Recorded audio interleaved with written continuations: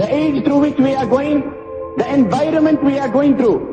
Sayyidina Ibrahim alayhi salatu wasalam, the ayat Karima that I recited, because the outside environment was of idol worship, that the environment directly impacts and affects us. Ibrahim alayhi salatu wasalam, who came, who has been termed as the father of Anbiya alayhi salatu wasalam. Allah speaks about Ibrahim alayhi salatu wasalam in 25 different chapters in 63 different ayat. Yet Ibrahim alayhi salatu wasalam, among the many du'as that he made to Allah, one was, وَجَنُبْنِي وَبَنِيَ أَن نَعْبُدَ الْأَصْنَامِ وَجَنُبْنِي وَبَنِيَ أَن نَعْبُدَ الْأَصْنَامِ. Oh my Allah, I beg you, save me and save my beloved Ismail from worshipping idols. The ulama say, why did he make this dua? Because the environment outside was of idol worship. He opened his eyes in a house where his father was an idol merchant. So the constant fear that we must not become a victim of the outside influence.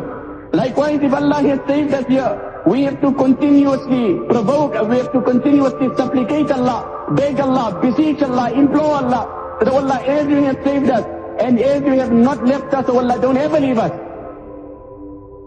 One person in the time of Nabi Kareem sallallahu alayhi wa sallam, by the name of Uqba ibn Abi Mu'ayt, he invited Nabi sallallahu alayhi wa sallam for meals. Nabi alayhi salam came, and Nabi sallallahu alayhi wa sallam told him, I will eat, provided you recite the kalima la ilaha illallah. He felt embarrassed that if the Nabi of Allah comes and he is not going to eat, so to impress and to please Nabi alayhi salam and not to offend his guest, he recited the kalima la ilaha illallah. Nabi alayhi salam ate from the food. After the meal was over and Nabi alayhi salam left, Uqba ibn Abi Mu'ayt, he had another friend. Once Nabi sallallahu alayhi wa sallam was asked, Ayyu julasa'ina khayr ya Rasulallah. O Nabi of Allah, we have so many friends and so many companions. Can you define and tell us which is our best friend? Tell us which is the best friend. One friend of mine got me a job. One friend of mine got me married. A friend of mine got me a post at a particular firm. Tell me, O Nabi of Allah, so many friends.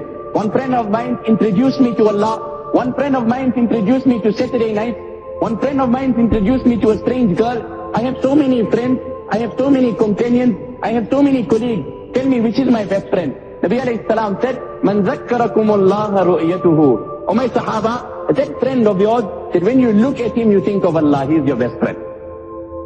That friend of yours, that his sight alone reminds you of Allah. وَزَادَ فِي عِلْمِكُمْ مَنْتِقُهُ. And when he speaks to you, your knowledge about Allah increases. وَذَكَّرَكُمْ بِالْآخِرَةِ عَمَلُهُ. And when you look at this young boy, the life he's living, and how he's obeying Allah, and abstaining from evil, vice, disobedience, you look at this young boy, how he has controlled his life, and he has protected and safeguarded himself from evil. You look at him and immediately it reminds you of accountability before Allah. When this person, Uqba ibn Abi Mu'ayt, came out, he met his friend, Ubay ibn Khalaf. So his friend told him that I heard you have recited the kalima la ilaha illallah. So he says, no, I only recited the kalima to impress Muhammad sallallahu alayhi wa sallam. So his friend said, no, I do not accept what you are saying. You have read it, and as far as I'm concerned, you are Muslim. And if you want to remain my friend, like today, unfortunately, many friends, the very prerequisite of being part of that clique is Allah forgive Allah's disobedience. If you want to remain my friend and you want to be part of us, then I will not accept that I will not believe you that you have not accepted Islam until you don't go and in my presence go and spit on the face of Muhammad sallallahu alayhi wa sallam. The Quran says this man to maintain friendship with his friend, says that he doesn't lose attachment and bond and link with his friend. That this is my friend and I cannot lose this attachment with my friend. This evil, wretched, unlucky man comes to that face which the Quran has taken qasam about. And Allah alone knows in which way and how he did it. But na'udhu billah, he spat on that Mubarak face which Sayyidatuna Aisha radiallahu anha used to say, Lana shamsu walil afaqi shamsu wa shamsi khayrun min shamsi sama. فَإِنَّ الشَّمْسَ تَطْلَعُ بَعْدَ فَجْرٍ وَالشَّمْسِ طَالِعٌ بَعْدَ الْعِشَاءِ. That one is the sun that brightens the sky and one is the sun that radiates light in my house. Then Aisha radiallahu anha says, I am ready to challenge the sun that brightens the world, and I will tell that sun, you brighten half the world and the other half is in darkness. My Nabi radiates light 24 hours. This evil man came and spat on this Mubarak face. Allah sent Jibreel with the Quran, explaining the regret of this friend on the day of Qiyamah, when he will see Jahannam, and he will see the torment of Jahannam, and then he will see this friend of his. Said, this man introduced me to women, this man introduced me to drugs, this man made me be disowned by my family, this man made me abandon my family. Allah says, وَيَوْمَ يَعَضُّ الظَّالِمُ عَلَى يَدَيْهِ يَقُولُ يَا لَيْتَنِي اتَّخَذْتُ مَعَ الرَّسُولِ سَبِيلًا يَا وَيْلَتَى لَيْتَنِي لَمْ أَتَّخِذْ فُلَانًا خَلِيلًا. When this friend will come before Allah, and he will see the torment, and he will see the nasty outcome of this evil friendship. Allah says first he will bite his hands. He will bite his hands in regret. He will try every possible avenue to avert and divert the azab. But when he will realize that it's inevitably to come on him, then he will point to this man and he will say, Ya waylata laytani lam attakhidh fulanan khalila. Oh my Allah, I wish I never met this boy in my life. The words of the Quran. My Ustad used to say, there will not be one Uqba cursed in one Ubay. Wallah, there will be millions of Uqbas cursed in billions of Ubays. Every man who had friendship, whose friendship took him away from Allah, on the day of Qiyamah, Al-Akhillau yawma idhin ba'duhum li ba'dhin adu. Allah says every friendship that was based on anything and everything besides Allah will be converted into such enmity that Allah actually describes. We haven't got time to elaborate on this. Allah describes the hatred and the enmity and the arguments of the dwellers of Jahannam. Inna dhalika la haqqun takhasumu ahli an-nar. Where they will come before Allah, Rabbana inna ata'na sadatana. Oh Allah, I obeyed this man. Oh Allah, I did what this friend said. Oh Allah, you punish him. Whatever you have decided to punish me, give him double my azab. Ya waylata laytani lam attakhidh fulanan khalila. I wish I never met this boy in my life, oh Allah. لقد أضلني عن الذكر بعد إذ جاءني وكان الشيطان للإنسان خذولا. Because of this boy, I lost my whole deen. That is why among the many names of Akhirat that Allah has given, Allah refers to it as Yawm al-Taghabun, Allah refers to it as Yawm al-Talaq. Allah has given one name of Qiyamah, وَأَنذِرْهُمْ يَوْمَ الْحَسْرَةِ. One name of Qiyamah, Allah says, the day of true regret. One of the names of Qiyamah in the Quran is the day of regret. We know the day of judgment, the day of recompense, the day of azab. One day Allah has called of Qiyamah the day of regret. What will be regret? رُبَمَا يَوَدُّ الَّذِينَ كَفَرُوا لَوْ كَانُوا مُسْلِمِينَ. According to the riwayat of Tibrani, when Allah safeguard us all, when those people from this ummah who disobeyed Allah, who lived the life in Allah's disobedience, because of their wrong and their vice, they will have to go to Jahannam.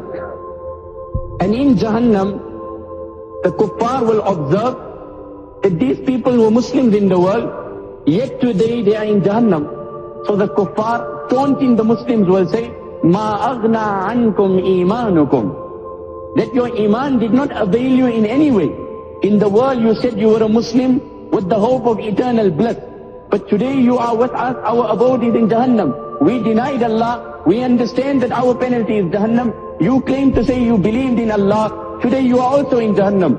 It comes in the riwayat of Tibrani, when the kafir will taunt the believer, this will become unbearable for Allah. Allah will command instantly that every reciter of the kalima la ilaha illallah, a man who only uttered the kalima la ilaha illallah once in his life, every person who uttered the kalima once must be taken out of Jahannam immediately. And then immediately they will swim into one river of Jannat. They will come out of there completely pure and past.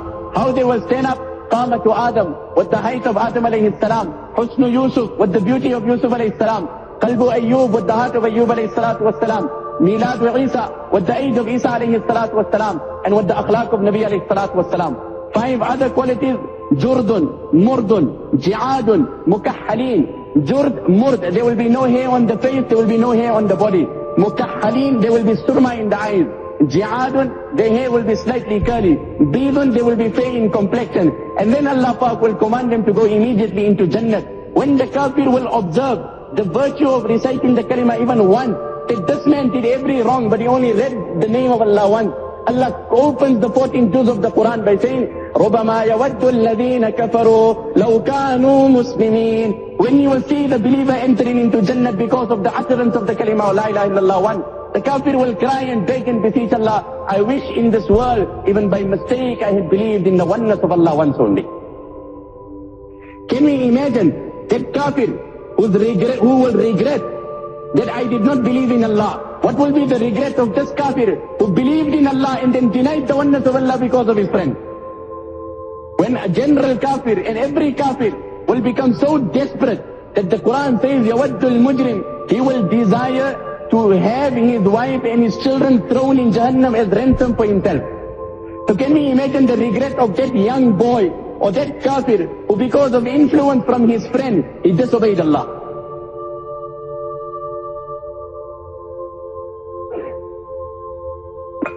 So Allah has given us this youth, and the value of obeying Allah in this youth is something different. What Allah has promised for a youngster, Allah speaks about the life of Sayyidina Yusuf alayhi salatu wasalam. Imagine a young boy. Allah had given him such beauty that according to the riwayat of Bukhari Sharif, Nabi alayhi salam said, half the beauty that Allah had distributed in the entire world, and the other half Allah had exclusively given to Sayyidina Yusuf alayhi salam. So from Adam alayhi salam till the last child to come, any and every person possessing physical beauty is sharing a fraction of the half distributed in the entire creation, and the other half was exclusively given to Yusuf alayhi salatu wasalam. But what akhlaq and what taqwa was displayed? When there was taqwa in the ummah, Sayyidina Yusuf alayhi salatu wasalam, the minister's wife, imagine a young man with such beauty, and then look at how complex the situation was for Yusuf alayhi salam. The Quran says, وَرَاوَدَتْهُ الَّتِي هُوَ فِي بَيْتِهَا عَنْ نَفْسِهِ وَغَلَّقَتِ الْأَبْوَابِ. That woman intended seducing Yusuf, in whose house Yusuf was staying. So her favor was on Yusuf, her kindness was on Yusuf. وَغَلَّقَتِ الْأَبْوَابِ. She shut every door for Yusuf to leave. He was trapped up from every angle. And then she said, Hayta lak. Hayta is asma yaf'al, which means Isra ilayya. She started speaking about the beauty of Yusuf, and she said, come towards me, O Yusuf. And before she did this, Mufti Shafi Sahib Rahmatullah alayhi writes that she took one piece of cloth and she covered it. So Yusuf alayhi salatu wasalam asked her, what are you doing? She said, no, that is my idol, and I cannot disobey, and I cannot commit a wrong in the presence of my idol. So I'm covering and I'm concealing my idol. So Yusuf alayhi salam cried and he said, my Allah is such, if I commit zina in the dead of night also, I cannot cover my Allah. There's no place where I can block myself from my Allah. He looked up, the ulama say the ayat placed above him, وَلَا تَقْرَبُوا الزِّنَا إِنَّهُ كَانَ فَاحِشًا. Although at that time the Quran was not revealed, but Allah Ta'ala placed this before him. That don't ever come towards zina, don't ever come towards immorality. My respected youngsters, the good and the bliss and the joy that we desire, Wallah, Allah desires it more for us than we desire it for ourselves.